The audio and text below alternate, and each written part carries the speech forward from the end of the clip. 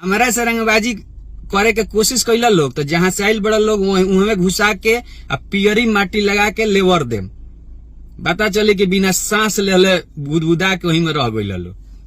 तो हमारा से रंगबाजी ना, रंगबाजी करे के बा तब फेसबुक पर आके कहे के बोले के बा, सामना सामनी जहां कह बसन जब कह बसन। हम तो अकेले चले गाड़ी में, केहू ना हमरा संगे चलेला। जब जहां कह बसन वहां हम आ जाए, तोनी के नहीं क्या हो के हम आ जाए, तोनी के अपना ऑफिसों में कह बसन तो हम आ जाए। ठीक, तोनी के बहुत घातिक बड़ा सन ना, घात कैले बड़ा सन। हमारा के तोनी के जानत तरसन, हमार नंबरो बा तोनी के, हमार घरों कहाँ बा जानता रसन, गंगाजल बड़का बगीचा और असियाना मोड़ बेली रोड पर बैठनी। आ हम फेसबुक पर लाइव आके रंगदारी ना करेनी। हमनी के 1000 साल से ऊपर के इतिहास बा, इतिहास जाके तनी पढ़ लिए सन, में लिखल बा कि हमनी के पहले छेड़े नहीं सना, आ केहू छेड़ दे तो छोड़े नहीं सना। ठीक, तो रंगदारी रूम के अंदर तक, ऐरू गैरू यहाँ खैरू हमारा के मत समझिए सन। अनलिस तब बोले से पहले सहाली भोजपुरी जब से शुरू भइल नू तब से वीआईपी विजेंद्र सिंह बा। पूछ लिए बड़े बड़े स्टार लोग बता दी, बड़े बड़े प्रोड्यूसर लोग बता दी हमरा के, रोल के मालूम होई भैया।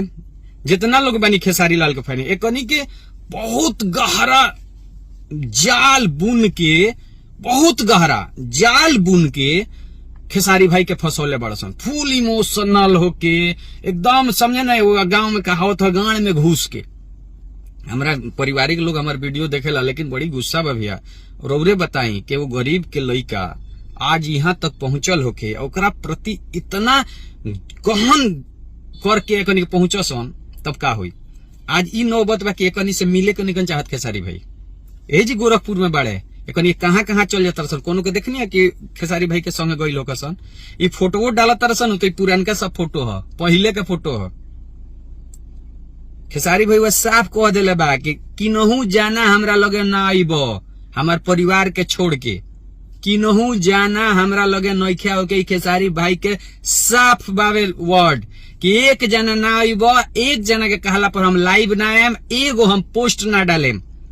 जब तो निकल लंगटे खेला थोक बसन तब टी सीरीज में डायरेक्टर रहे विजेंद्र सिंह, तब बड़ा बड़ा स्टार के एल्बम करा सा करोड़ों में कंपनी कमाओ। ओ बेरा जब तो निकल लंगटे खेला थोक बसन गाड़ धोवे के, ओ बेरा तो निकल अकल ना हुई, तब डायरेक्टर रहे टी सीरीज में, पता कर लिया सन। जब एग्रीमेंट में खेसारी भाई ये लिख ले कि दोनों आदमी में कोनो तरह के मतभेद हुई, तब प्रोड्यूसर यानी राजकुमार सिंह और खेसारी लाल यादव जी बैठ के आपसी मतभेद के चर्चा करके ओकरा के खत्म कर ली हैं। तब तोनी के कोर्ट काहे लेके गई सन खेसारी लाल यादव के, तब उनकरा के चढ़ौल सन, काहे चढ़ौल सन ये बताओ सन।